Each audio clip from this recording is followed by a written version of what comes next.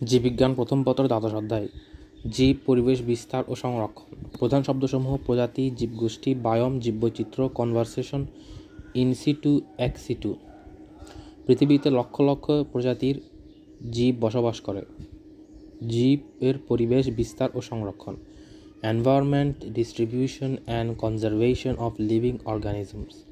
সব পরিবেশে সব জীব প্রজাতি বসবাস করতে পারে না। মাছের জন্য চাই জলজ পরিবেশ, মানুষের জন্য চাই স্থলজ পরিবেশ। সব মাছ কি একই জলজ পরিবেশে পাওয়া যায় না। খাল বিলের মাছ সাধারণত খরস্রোতা নদীতে পাওয়া যায় না। ইলিশ মাছ পুকুর, খাল, বিল, ডোবায় পাওয়া যায় না। তিমি মাছ খরস্রোতা নদীতেও পাওয়া যায় না। অর্থাৎ প্রতিটি জীবের একটি নির্দিষ্ট পরিবেশ আছে যার বাইরে এরা বাস করতে পারে না। জীবের পরিবেশের কি? কোন জীবের চারপাশের জড়, মাটি, পানি, আলো, বাতাস ইত্যাদি এবং জীবজ যেমন অন্য জীব তথা উদ্ভিদ, প্রাণী, অণুজীব বস্তু দিয়েই জীবের পরিবেশ গঠিত। তার পরিবেশ অনুযায়ী তার বিস্তার ঘটে। কতক উদ্ভিদ আছে যারা বাংলাদেশের সব জায়গাতেই পাওয়া যায়, আবার এমন উদ্ভিদ আছে যা কেবল চট্টগ্রাম অথবা কেবল সুন্দরবনে পাওয়া যায়। জীবের বিস্তার ঘটে তার উপযোগী পরিবেশ অনুযায়ী। পরিবেশ ক্ষতিগ্রস্ত হলে প্রজাতির অস্তিত্বের সংকট দেখা দেয়, তখন দরকার পড়ে সংরক্ষণ ব্যবস্থার। জীবের পরিবেশ, বাসস্থান, বিস্তার ইত্যাদি বিষয় প্লান্ট ইকোলজি শাখায় আলোচনা করা হয়। 1885 খ্রিস্টাব্দে এইচ হেইটার নামক জার্মান বিজ্ঞানী সর্বপ্রথম ইকোলজি শব্দটি ব্যবহার করেন। গ্রিক ইকোস অর্থ বাসস্থান এবং লোগোস অর্থ জ্ঞান হতে ইকোলজি শব্দটি এসেছে। ইকোলজি হলো পরিবেশের ক্রিয়াদি অধ্যয়ন যা জীবের বন্টন, প্রাচুর্য, উৎপাদন ও বিবর্তন নিয়ন্ত্রণ করে মঙ্গল সাধন করে। এ অধ্যায়ে এসব বিষয় নিয়েই আলোচনা করা হয়েছে। পাঠ পরিকল্পনা: প্রজাতি, জীবগোষ্ঠী ও জীব সম্প্রদায়, বস্তুতন্ত্র ও ইকোলজি পিরামিড, জলজ পরিবেশ ও অভিযোজন, মরুজ পরিবেশ ও অভিযোজন, লবণাক্ত পরিবেশ ও অভিযোজন, স্থলজ বায়োম, জলজ বায়োম, প্রাণী ভূগোল, ওরিয়েন্টাল অঞ্চল, বাংলাদেশের বনাঞ্চল, চিরসবুজ ও অর্ধ চিরসবুজ অঞ্চল, বাংলাদেশের বনাঞ্চল, পর্ণমোচী ও পত্রঝরা বনাঞ্চল, ম্যানগ্রোভ বনাঞ্চল, বাংলাদেশের বনাঞ্চল, উপকূলীয় বনাঞ্চল ও সবুজ বেষ্টনী, বাংলাদেশে বিলুপ্তপ্রায় জীব, জীববৈচিত্র্যের সংরক্ষণ পদ্ধতি, জীববৈচিত্র্যের সংরক্ষণ গুরুত্ব, IUCN রেড লিস্ট ক্যাটাগরিজ। প্রজাতি: বিজ্ঞানীদের কাছে জীব পরিচিত সব সময় প্রজাতি নির্ভর। পৃথিবীতে কতক জীব আছে যা বলা যায় না, যা জানতে চাওয়া হয় না। জানতে চাওয়া হয় কতক প্রজাতির জীব আছে। বাংলাদেশে কত প্রজাতির মাছ আছে বা কত প্রজাতির পুষ্পক উদ্ভিদ আছে তা জানতে চাওয়া হয়। পৃথিবীর সকল মানুষ এক প্রজাতির অন্তর্ভুক্ত। তাহলে প্রজাতি কি? প্রজাতি বলতে বিভিন্ন বৈশিষ্ট্যের একাধিক মিলসম্পন্ন একদল জীবকে উদ্ভিদ ও প্রাণী বোঝায় যা নিজেদের মধ্যে যৌন মিলনে উর্বর সন্তান উৎপাদনে সক্ষম, কিন্তু অন্য দলের সদস্যের সাথে মিলনে উর্বর সন্তান উৎপাদনে অক্ষম। একই প্রজাতির সদস্যদের সমূহের একই পূর্বপুরুষ হতে উদ্ভূত। সাধারণত একটি প্রজাতি অন্তর্ভুক্ত দুটি জীব এদের মধ্যে যৌন মিলনের মাধ্যমে উর্বর সন্তান উৎপাদনে সক্ষম হয়। দুটি জীবের মধ্যে যৌন মিলনের মাধ্যমে উর্বর সন্তান উৎপন্ন না হলে ধরে নেওয়া হয় জীব দুটি একই প্রজাতির অন্তর্ভুক্ত নয়, তারা পৃথক প্রজাতিভুক্ত। উর্বর সন্তান উৎপাদনের বৈশিষ্ট্যের উপর নির্ভর করে নিয়তকৃত স্পিসিস হলো বায়োলজিক্যাল স্পিসিস, আর এ প্রজাতির ধারণাকে বলা হয় বায়োলজিক্যাল স্পিসিস কনসেপ্ট। উদ্ভিদের ক্ষেত্রে প্রজাতির গতানুগতিক ধরন ভিন্ন, কারণ দুটি মিল সম্পন্ন জীবের মধ্যে ক্রস করে এদের মধ্যে উর্বর সন্তান সৃষ্টি হয় কি না পরীক্ষা করা অনেক সময় সাপেক্ষ ব্যাপার। তাই শ্রেণীবিন্যাসবিদগণ কেবল বৈশিষ্ট্যের ভিত্তিতেই প্রজাতি নির্ণয় করে থাকেন। প্রজাতি নির্ণয়ের সময় কেবল বাহ্যিক বৈশিষ্ট্য ধরা হলেও বর্তমানে প্রয়োজনে অভ্যন্তরীণ বৈশিষ্ট্য, পরাগরেণুর বৈশিষ্ট্য, ক্রোমোজোমের বৈশিষ্ট্য, এমনকি DNA, RNA ইত্যাদি বৈশিষ্ট্য আমলে নেওয়া হয়। ঘনিষ্ঠ সম্পর্কযুক্ত দুটি ভিন্ন জীবকে যখন পৃথক জনগোষ্ঠী অন্তর্ভুক্ত করা হবে, এর মধ্যেও মতের ভিন্নতা আছে। বৈশিষ্ট্যের গুরুত্বের মধ্যে নির্ভর করে জীব দুটি এক বা একাধিক বৈশিষ্ট্যে পার্থক্যমণ্ডিত হতে হবে এবং এই পার্থক্য হতে হবে বিচ্ছিন্ন। এদের মধ্যে নিরবিচ্ছিন্ন বা মাধ্যমিক পর্যায়ে থাকলে পৃথক প্রজাতি বিভক্ত করা যাবে না। একটি সহজ উদাহরণ দিলে বুঝতে পারি। বাংলাদেশের পাটের দুটি প্রজাতি চাষ করা হয়। প্রজাতি দুটি হলো কর্কোরাস কপসুলারিস সাদা পাট এবং কর্কুলাস ওলিটোরিস তোষা পাট। গঠন বৈশিষ্ট্যের প্রজাতি দুটি অত্যন্ত কাছাকাছি। এদের মধ্যকার পার্থক্য ফল ও আকৃতি ও আকারে। প্রজাতি দুটির মধ্যে পার্থক্য বিচ্ছিন্ন চিত্রে প্রদর্শিত মাধ্যমিক পর্যায়গুলো অস্তিত্ব থাকলেও প্রজাতি দুটি আলাদা করা হতো না, একই প্রজাতির অন্তর্ভুক্ত করা হতো। এদের মধ্যে কোনো নিরবিচ্ছিন্নতা নেই, কন্টিনিউয়েশন নেই, সেহেতু প্রজাতি দুটি পৃথক। সি কর্পুরাস এবং সি ক্যাপসুলারিস ইনব্রিডের মাধ্যমে উর্বর সন্তান উৎপাদনে সক্ষম।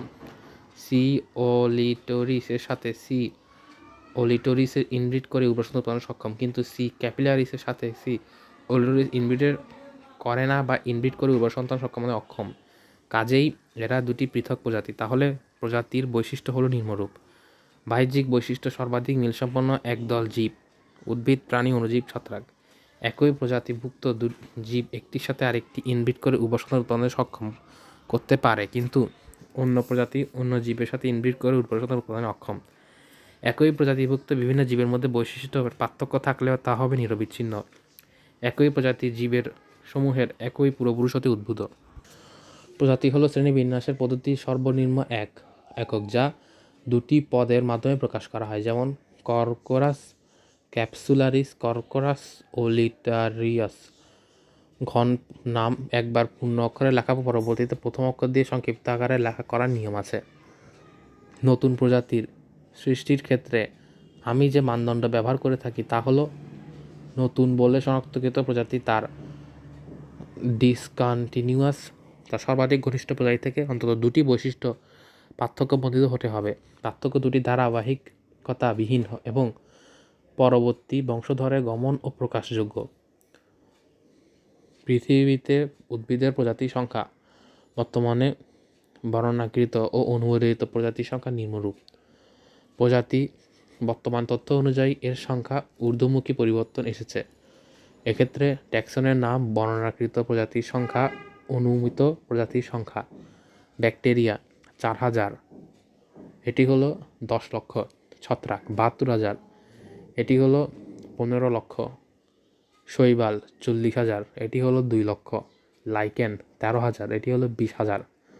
মস 8,000, এটি হলো 9,000। লিভারওয়ার্টস এটি হলো 6,000, 7,000। টেরিডোফাইটস 12,000, 12,500। জিমনোস্পার্ম 650, 650। অ্যাঞ্জিওস্পার্ম 2,50,000, 3 লক্ষ। বাংলাদেশের উদ্ভিদ প্রজাতির সংখ্যা। বাংলাদেশের উদ্ভিদ ও প্রজাতির জ্ঞানকোষ অনুযায়ী বাংলাদেশের থেকে বর্ণনাকৃত উদ্ভিদ প্রজাতির প্রকরণ সহ সংখ্যা নিম্নরূপ: ব্যাকটেরিয়া 171টি, সায়ানোব্যাকটেরিয়া 300টি, ছত্রাক 275টি, শৈবাল 2,245টি, বায়োফাইট 248টি, টেরিডোফাইট 195টি, নগ্নভোজী উদ্ভিদ 5টি, আবৃতভোজী উদ্ভিদ 3,611টি। এই সংখ্যা প্রকাশিত হওয়ার পর গত 12-13 বছর শৈবাল আবৃতভোজী আরও কিছু প্রজাতি নথিভুক্ত করা হয়েছে। কাজেই প্রকৃত সংখ্যা উদ্ভিদ সংখ্যার চেয়ে একটি বেশি হবে। আবৃতভোজী জীব প্রজাতির সংখ্যা 4,000 বা আরও বেশি হতে পারে বলে অনুমান করা হয়। জীব গোষ্ঠী বা পপুলেশন। অসংখ্য প্রজাতি জীব নিয়ে এই জীবজগৎ গঠিত। সময়ের ব্যবধানে সব প্রজাতির সংখ্যা ও ধরন পরিবর্তিত হয়ে থাকে। আজকের পৃথিবীতে যে সকল জীব লক্ষ্য করা যায়, কয়েক লক্ষ বছর আগে পৃথিবীর বুকে জীবের সংখ্যা ও ধরন অন্যরকম ছিল। জীবসমূহ সাধারণত জীব গোষ্ঠী তথা পপুলেশন বিন্যস্ত থাকে। একটি নির্দিষ্ট স্থানে একটি নির্দিষ্ট সময় বসবাসকারী একই প্রজাতির একদল জীব বলা হয় পপুলেশন বা জীবগোষ্ঠী।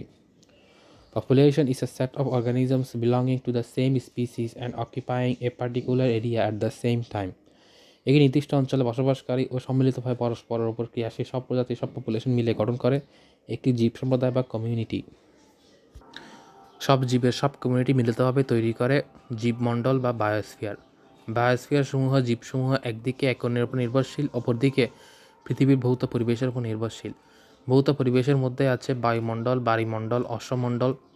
বায়োস্ফিয়ার ও বায়োস্ফিয়ারের বায়ুমণ্ডল, অশ্বমণ্ডলের অন্তঃক্রিয়াকে বলা হয় ইকোস্ফিয়ার, অর্থাৎ বায়ুমণ্ডল অ্যাটমসফিয়ার, বায়ুমণ্ডল অর্থাৎ হাইড্রোস্ফিয়ার এবং অশ্বমণ্ডল অর্থাৎ লিথোস্ফিয়ার। জীবগোষ্ঠী ও পপুলেশনের বৈশিষ্ট্য। জীবগোষ্ঠীর প্রধান বৈশিষ্ট্যগুলো নিম্নরূপ: 1. ঘনত্ব ও বিস্তার। পপুলেশন ছোট হতে পারে, আবার অনেক বেশ বড় হতে পারে। তবে পপুলেশনের একটি গুরুত্বপূর্ণ দিক হচ্ছে এর অন্তর্ভুক্ত জীবের ঘনত্ব ও বিস্তার। পপুলেশন এত বড় হতে পারে যে সামগ্রিক যে পর্যবেক্ষণ করা সম্ভব হয় না। পর্যবেক্ষণ করা হয় নমুনা অংশের। বিভিন্ন অংশের নমুনা পর্যবেক্ষণ করার পর ঘনত্বের বিচারে প্রকাশ করা হয়। এটি সময়ের একটি একক আয়তনের জায়গার কোনো প্রজাতির একটি সদস্য আছে, তা হলো পপুলেশন বা ঘনত্ব। যে কোনো প্রজাতির পপুলেশন ঘনত্ব নিম্নের ভিন্ন ভিন্ন পরিবেশ ভিন্নতর হয়ে থাকে। আবার একই অবস্থানে বিভিন্ন প্রজাতিতে কোনো ভিন্ন ভিন্ন বছরে কোনো প্রজাতির পপুলেশন ঘনত্ব ভিন্ন ভিন্ন হয়। পপুলেশন ঘনত্বের ভৌগোলিক বিস্তার সীমাকে বলা হয় পপুলেশন বিস্তার পরিসর। বিস্তার পরিসরে কোনো প্রজাতির বিস্তার সমপ্রকৃতির হতে পারে, অসম প্রকৃতির হতে পারে, আবার গুচ্ছাকারও হতে পারে। 2 জন্ম মৃত্যু হার। প্রতিটি পপুলেশনের জন্ম বা মৃত্যু হার থাকে। সময়ের সাথে পপুলেশন পরিবর্তন ঘটে, আবার পৃথিবীর অঞ্চলভেদও এর পরিবর্তন ঘটে। জন্ম ও মৃত্যুর কারণে এরূপ পরিবর্তন ঘটে থাকে। মানুষের ক্ষেত্রে প্রতি বছর প্রতি হাজারে প্রতিটি শিশু জন্ম নিলে তাকে জন্মহার বলা হয়। জন্ম ও মৃত্যু হার সমান হলে পপুলেশন বৃদ্ধি শূন্য, পপুলেশন গ্রোথ হয়। সংখ্যা বৃদ্ধি। প্রতিটি পপুলেশন একটি প্রচ্ছন্ন সংখ্যা বৃদ্ধি শক্তি থাকে। সবচেয়ে সুবিধাজনক পরিবেশে কোনো পপুলেশন সর্বাধিক কতটা বৃদ্ধি পেতে পারে তাকে বলা হয় প্রচ্ছন্ন সংখ্যা বৃদ্ধি শক্তি। বিভিন্ন প্রজাতির সংখ্যা বৃদ্ধি শক্তি ভিন্নতর হয়ে থাকে। দেখা গেছে একটি ব্যাকটেরিয়া কোষ 10 ঘন্টা সংখ্যা বৃদ্ধি পেয়ে 107,37,41,824টি হতে পারে। উচ্চ শ্রেণীর উদ্ভিদ ও প্রাণী সংখ্যা বৃদ্ধি শক্তি তুলনাক্রমে অনেক কম। সীমিতকরণ শক্তি। প্রকৃত পপুলেশনের বৃদ্ধিকে সীমিত রাখে, কাজেই কোনো পপুলেশন তার প্রচ্ছন্ন সংখ্যা বৃদ্ধির শক্তি অনির্দিষ্ট সময়ের জন্য কাজে লাগাতে পারে না। পরিবেশের প্রভাবসমূহ পপুলেশন বৃদ্ধিকে সীমিত রাখে। পরিবর্তনের কার্যক্রম পপুলেশন শুরু হয়। বয়সের বন্টন। পপুলেশনে বিভিন্ন বয়স দল এজ গ্রুপ থাকে। বিভিন্ন বয়সের উদ্ভিদ মিলে একটি উদ্ভিদ প্রজাতি গ্রহণ করে। পপুলেশনে বিদ্যমান বিভিন্ন বয়স দল এজ গ্রুপ শতকরা হারকে বয়সে বন্টন বলে। বয়স বন্টনে পপুলেশন জন্মহার মৃত্যুহারকে প্রভাবিত করে। জীবগোষ্ঠীর ভারসাম্য। পরিবেশের ক্ষতিকারক উপাদান যদি না থাকে এবং বাহক ক্ষমতা যদি ঠিক থাকে তাহলে জীবগোষ্ঠীর মধ্যে ভারসাম্য রক্ষা হবে। জীবগোষ্ঠীর বৃদ্ধি। জীবগোষ্ঠীর হ্রাসবৃদ্ধি একটি গতিশীল প্রক্রিয়া। জীবগোষ্ঠীর অভ্যন্তরে সংখ্যা বাড়লে, জন্ম ও বাইরে থেকে আগমন ঘটলে জীবগোষ্ঠীর আকার বড় হয়। পরিবেশে যতক্ষণ না পর্যন্ত ক্রমবর্ধমান জনসংখ্যা পর্যাপ্ত সম্পদ থাকে ততক্ষণ পর্যন্ত জীবগোষ্ঠীর বৃদ্ধি ঘটে। পপুলেশন বা উদ্ভিদ প্রজাতির বন্টন প্রভাবক সমূহ। জলবায়ু প্রভাবক, যেমন সূর্যালোক, পানি ও বৃষ্টিপাত, তাপমাত্রা, বায়ুপ্রবাহ, আর্দ্রতা ইত্যাদি পপুলেশন সার্বিক গঠনে ভূমিকা রাখে। মৃত্তিকা প্রভাবক, যেমন মাটির পানির পরিমাণ, মাটির তাপমাত্রা, মাটির বিক্রিয়া, মাটির জৈব উপাদান, মাটির বাতাস ইত্যাদি। ভূসংস্থান সম্পর্কিত প্রভাবক, সমুদ্র পৃষ্ঠ হতে উচ্চতা, পাহাড়ের ঢাল ইত্যাদি। জীব সম্পর্কিত প্রভাবক, উদ্ভিদের সাথে প্রজাতির সম্পর্ক, উদ্ভিদ ও প্রাণীর সম্পর্ক, ধারক উদ্ভিদ ও পরাশ্রয়ী উদ্ভিদের মধ্যে সম্পর্ক ইত্যাদি। জীব সম্প্রদায়, বায়োটিক কমিউনিটি, সাধারণত জীবের কোনো স্থান বা এক স্থান পরিবেশে কোনো না কোনোভাবে জীব বা জীবগোষ্ঠী দ্বারা বাস করে না বা বাস করতে পারে না। সাধারণত বিভিন্ন ধরনের জীব সমূহ একই পরিবেশে একই স্থানে মিলেমিশে বাস করে। একই পরিবেশে একই স্থানে বসবাসকারী বিভিন্ন জীব প্রজাতিকে একত্রে বলা হয় জীব সম্প্রদায়। জীব সম্প্রদায় হলো একটি নির্দিষ্ট স্থানে এবং একই পরিবেশে বিভিন্ন উদ্ভিদ ও প্রাণীসমূহের প্রাকৃতিক সমাবেশ, যা প্রত্যেকে নিজেদের মধ্যে একে অন্যের প্রতি সহনশীল ও নির্ভরশীল এবং পরস্পরের ক্রিয়াশীল। সহজে বলা যায় জীব সম্প্রদায় হলো নির্দিষ্ট কন্টেন্সিটি ফিক্সড অ্যান্ড ডিসপেন্টিং এনার্জি। স্মিথ 1966। সহজে বলা যায় জীব সম্প্রদায় হলো একটি নির্দিষ্ট স্থানে বসবাসসমূহের জীবগোষ্ঠীর অবস্থান। একটি বড় মরুভূমি বা তৃণভূমি যেমন নির্দিষ্ট জীব সম্প্রদায় থাকে, তেমনই ছোট একটি ডোবা তার জীব সম্প্রদায় থাকে। জীব সম্প্রদায়ের বৈশিষ্ট্য। প্রজাতি ভিন্নতা। প্রত্যেক জীব সম্প্রদায় একটি নির্দিষ্ট ও প্রাণী নিয়ে গঠিত। এদের সংখ্যা অবস্থান সম্প্রদায়ের প্রকৃতির উপর নির্ভর করে ভিন্নতর হয়।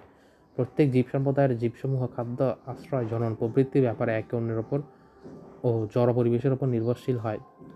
বৃদ্ধির ধরন ও গঠন। একটি জীব সম্প্রদায়ে বসবাসকারী বিভিন্ন জীবের বৃদ্ধি ধরন ও বৈশিষ্ট্য একই রকম হয়। আধিপত্য। জীব সম্প্রদায়ের প্রকৃতি নির্ণয়ে সম্প্রদায়ভুক্ত সব প্রজাতি সমান ভূমিকা পালন করে না।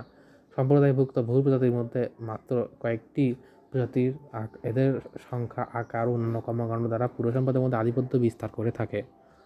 স্তরবিন্যাস। প্রাকৃতিকভাবে সৃষ্ট প্রতিটি সম্প্রদায়ের মধ্যে তাদের অবস্থান অনুযায়ী লম্বালম্বি স্তরবিন্যাস থাকে।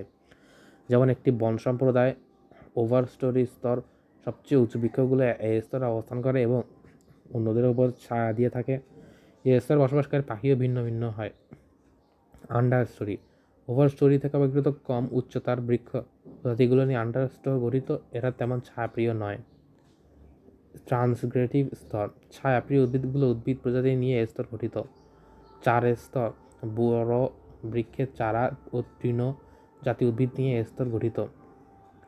ভূসংলগ্ন স্তরে এ স্তরে প্রচুর হিউমাস থাকে এবং এ স্তরে বিভিন্ন প্রকার ব্যাকটেরিয়া, ছত্রাক ও পোকামাকড় ইত্যাদি থাকে। ব্যাকটেরিয়া ও ছত্রাক হলো বায়োজ অর্থাৎ জৈব পচনে সাহায্য করে। ক্রমাগমন, কোনো একটি নির্দিষ্ট উদ্ভিদ জীব সম্প্রদায়ের বহুদিন বসবাসের কারণে একটি পরিবেশের পরিবর্তন ঘটে। পরিবেশের পরিবর্তনের সাথে কোনো জীবগোষ্ঠীর বিলুপ্তি ঘটে বা কোনো জীব প্রজাতির আবির্ভাব ঘটে। এ পর্যায়ে না পৌঁছা পর্যন্ত এমন হতে থাকে।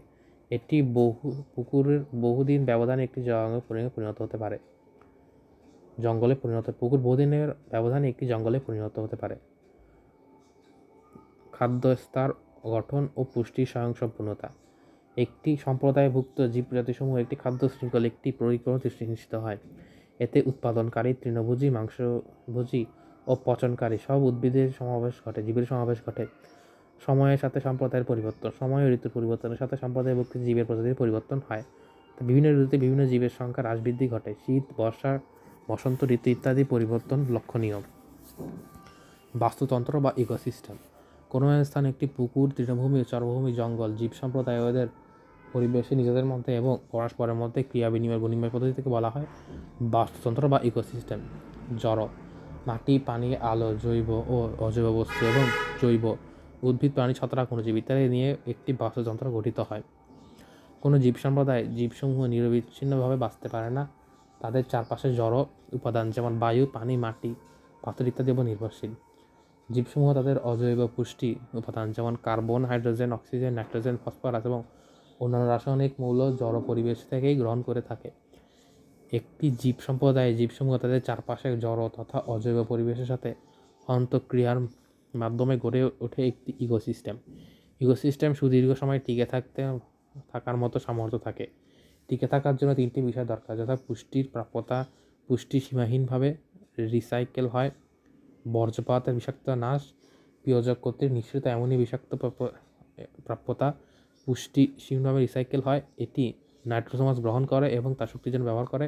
শক্তির প্রাপ্যতা, শক্তি পুনরুৎপাদন রিসাইকেল হয় না, তাই বাইরে থেকে নিরবিচ্ছিন্ন পেতে হয়, যা সূর্য থেকে সালোক সংশ্লেষণের মাধ্যমে আসে।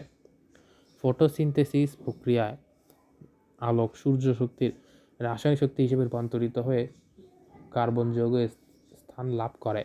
কার্বন যৌগের রাসায়নিক শক্তি খাদ্য শৃঙ্খলের মাধ্যমে প্রেরিত হয়। শ্বসনের মাধ্যমে নির্গত শক্তি জীবিত উদ্ভিদসমূহ কর্তৃক ব্যবহৃত হয় এবং তাপশক্তিতে রূপান্তরিত হয়।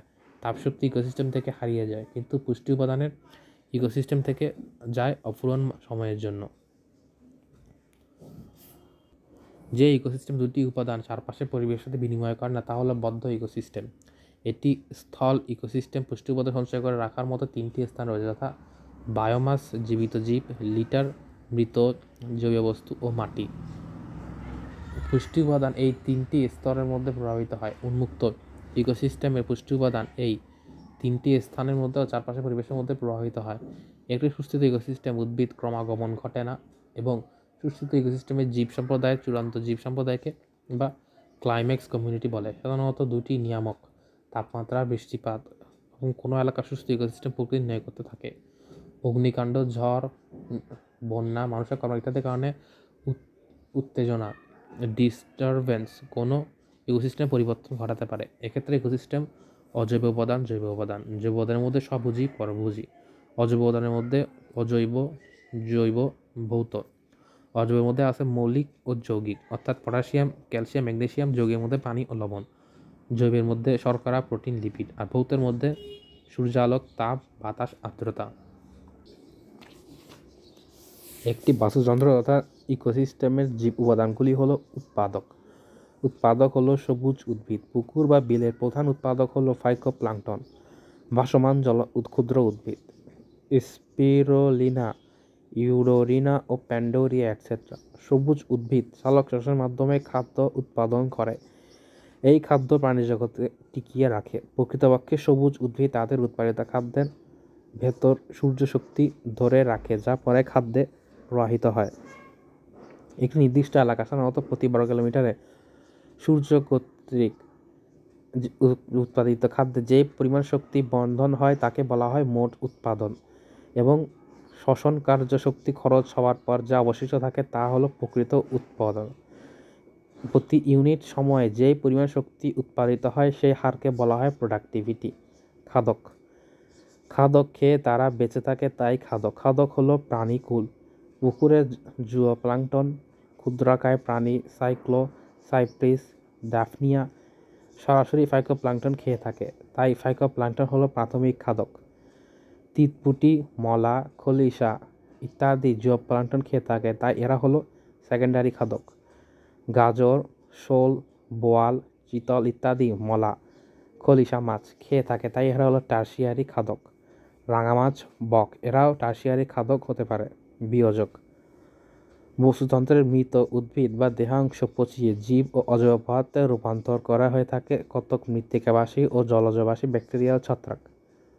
বিয়োজক উদ্ভিদসমূহ আমিষ, স্টার্চ, লিপিড ও অন্যান্য সকল জৈববস্তু বিশ্লেষণ করে এবং রূপান্তর করা এনজাইম তৈরি করে তাকে রূপান্তরের কাজটি করে থাকে, তাই ব্যাকটেরিয়া ও ছত্রাক হলো বিয়োজক।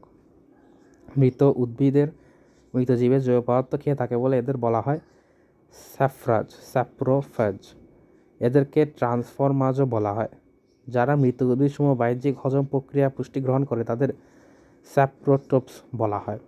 এরা মৃত জীবী বস্তুতে হজমকারী এনজাইম নিঃসৃত করে এদের দেহের বাইরেই হজম হয়, তাই এরা শোষণ করে তা দেহে গ্রহণ করে। কতক জীব অভ্যন্তরীণ হজম প্রক্রিয়ায় মৃত যুববস্তু থেকে পুষ্টি গ্রহণ করে, এরা হলো ডেট্রিভিটরস, যেমন কেঁচো। অবশ্য এরা খাদ্য শৃঙ্খলের অংশ নয়, তবে বিয়োজন না থাকলে খাদ্য শৃঙ্খল বন্ধ হয়ে যায়, অর্থাৎ মৃতজীবী হলো ডেট্রিভোরস। খাদ্য শৃঙ্খল উৎপাদক ক্ষেত্রে চূড়ান্ত খাদক পর্যন্ত প্রতিটি স্তরে জৈবসমূহ একক অনুক্রমে একটি সরল অশাক চেইনের মতো অবস্থান করলে তাকে খাদ্য শৃঙ্খল বা ফুড চেইন বলে। একটি খাদ্য শৃঙ্খল প্রতিটি খাদক স্তরের উদ্ভিদসমূহ তার পূর্ববর্তী স্তরে জীবসমূহকে খেয়ে থাকে। খাদ্য শৃঙ্খলের মাধ্যমে পুষ্টিশক্তি এক স্তর থেকে পরবর্তী স্তরে প্রবাহিত হয়। খাদ্য শৃঙ্খলের বিভিন্ন খাদ্য স্তরকে ট্রফিক লেভেল বলে। কয়েকটি খাদ্য শৃঙ্খল: উৎপাদক, প্রাথমিক উৎপাদক, সেকেন্ডারি খাদক, টার্সিয়ারি খাদক, পরিবেশ। ফাইটোপ্লাঙ্কটন, জুওপ্লাঙ্কটন, ছোট মাছ, শোল, গাজর, বোয়াল, পুকুর বা বিলের খাদ্য শৃঙ্খল। ফাইটোপ্লাঙ্কটন, জুওপ্লাঙ্কটন, ছোট মাছ, হাঙ্গর ও সমুদ্রের খাদ্য শৃঙ্খল। সবুজ উদ্ভিদ, গ্রাসহপার, ব্যাঙ, বাজ পাখি, স্থল পরিবেশ খাদ্য শৃঙ্খল। খাদ্যজাল: কোনো জীব সম্প্রদায় বা ইকোসিস্টেম একাধিক খাদ্য শৃঙ্খলে বিরাজ করে। এই খাদ্য শৃঙ্খল কর্তৃক খাদ্য ও অন্য এক বা একাধিক খাদ্য শৃঙ্খল জীব খেয়ে থাকে। এর ফলে খাদ্য পর্যায়ে একাধিক খাদ্য শৃঙ্খল পরস্পরের সাথে যুক্ত থাকে। কোনো জীব সমুদায় ইকোসিস্টেম একাধিক খাদ্য শৃঙ্খল পরস্পর যুক্ত থাকার অবস্থাকে খাদ্য জাল বা ফুড ওয়েব বলে। এক্ষেত্রে দেখা যায় মানুষ, স্পাইরুলিনা, মলা মাছ, শোল, গাজর, বোয়াল মাছ সবই খায়, তাই মানুষ সর্বভুক, অর্থাৎ স্পাইরুলিনা উৎপাদক, মলা মাছ সেকেন্ডারি খাদক আর বোয়াল মাছ টার্সিয়ারি খাদক।